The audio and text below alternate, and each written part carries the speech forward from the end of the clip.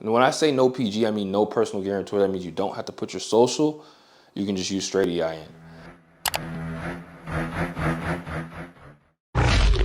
I'm copping invest, locked in with the real. Ain't fuck with no base. Money come easy. Thumbing through checks, got 100 on me.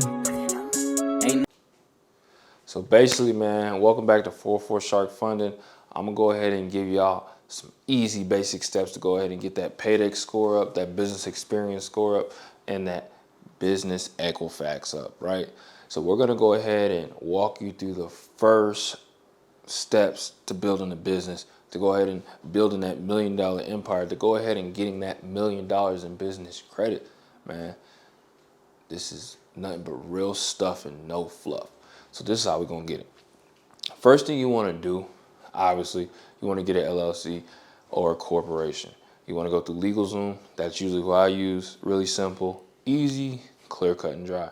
LegalZoom.com. Next thing you want to do after you do that is you want to open up a business bank account. You know, I would advise you to build a relationship with a credit union, because a credit union is more likely to give a new business, you know, a line of credit, a credit card, loans, more than they are, you know, a big bank. It's like Bank of America, Chase, those type of banks. All right, you get your local credit union, you go ahead and get some deposits in there. Go ahead and switch your personal account. If you got a job, W-2 job, go ahead and switch that to your business, right? So you want to go ahead and get some money going in there so you can go ahead and build a relationship. Next thing you want to do after you do that is you want to apply for your Duns and Bradstreet number, right? The DUNS number is not really going to help you get so much funding. Everyone preaches DUNS numbers, but majority of the time, those credit unions are going to pull from your personal credit, right, to go ahead and personal guarantor that loan. But what you really want is you want the business side. So to order to get the business side, you're going to have to build the business credit, right? So majority of them look at business experience.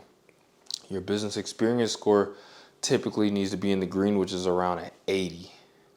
You know, an 80 is a good score to have. You know, that's low risk lending, what you're trying to get into the game like that, right? You know, business, Equifax, a few banks pull them, Truist, KeyBank, on the business side, but you know, there's not really any major business lenders in the game that use business Equifax. So once you do that, you set your LLC up, make sure you get a virtual office, right? I use anytimemailbox.com. I'll go ahead and drop a link below so you guys can go ahead and tap in and easily get to them, right? So once you do that, you want to use that address. That's your brick and mortar location. You don't want to tell the banks, the lenders, that it is a virtual office. You want to go ahead and tell them that is a brick and mortar location and give them that address. And when it says basically unit number, you want to put suite number, like it's your office, because it basically is your office. Essentially, all your mail's going to go there, all your important stuff there. If you get a vehicle, you know, your license plate, when they pull up the business, it's going to be registered to that address. All your cards are going to go there. You want to separate the business from your personal as much as you can. You don't want to use your regular address, because then it merges not with your personal credit, but now you're getting all those data points that you don't want to get, you know, attached to your business. So once you get everything set up, you want to use nav.com to go ahead and monitor your business credit. You know, and this is very important. This is like the Credit Karma for business. It's called NAV. You're going to monitor that business credit so you know when the credit's pulled, you know when credit lines are posting. What I've realized, typical, a lot of postings for, you know, no PG type of banks and posting banks, because there's some credit cards, business credit cards you're going to get that are not going to post to your business credit report. Like Navy Federal, they're not going to post to your business credit report, which is good and a bad thing, you know, because it'll keep the DTI, the debt, off your business and everything off the books. But it's not helpful if you're trying to build business credit, because at that point it is not going to report. So banks like Ally Bank, getting a vehicle through them, they also do no PG loans.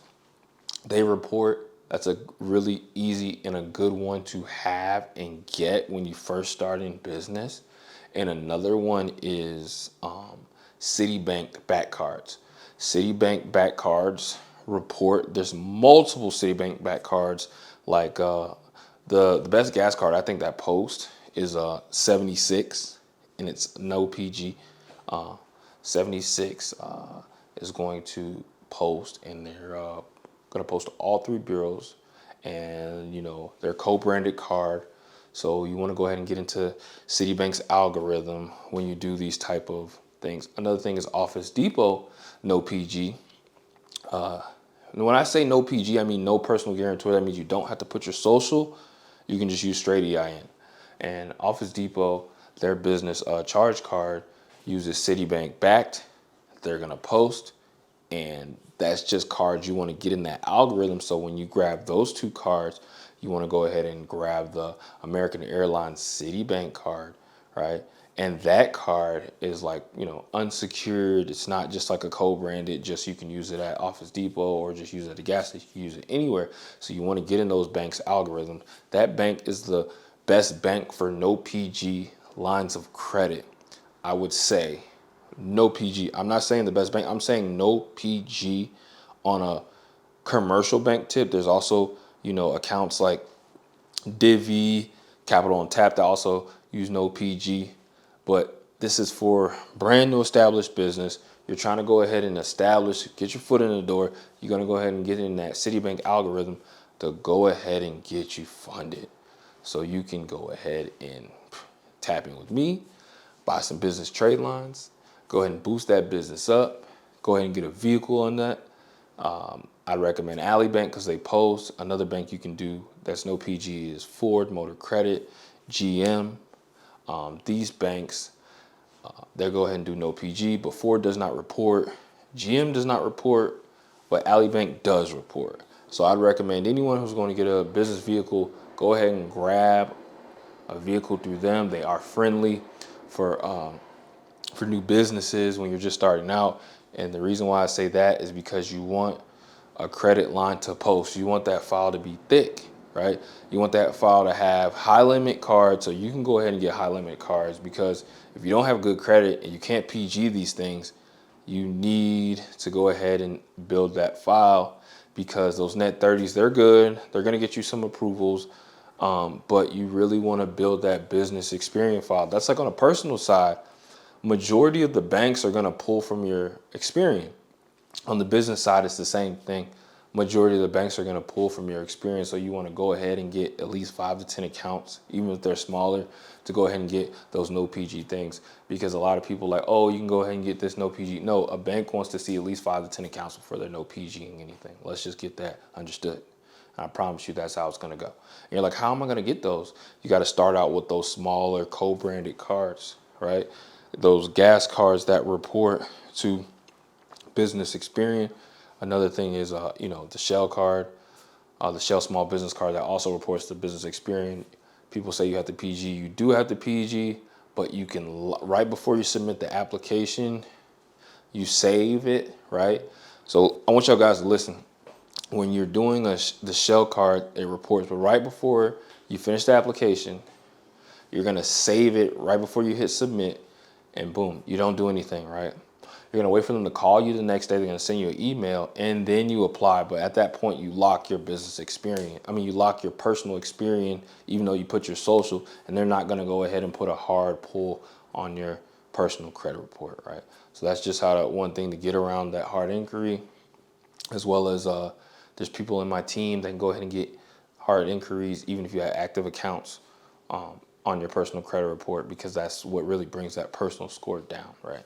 So on another tip, man, when you get that new business, follow those steps, and y'all go ahead and join my mentorship, and y'all tap in 44 Shark Funding. We out.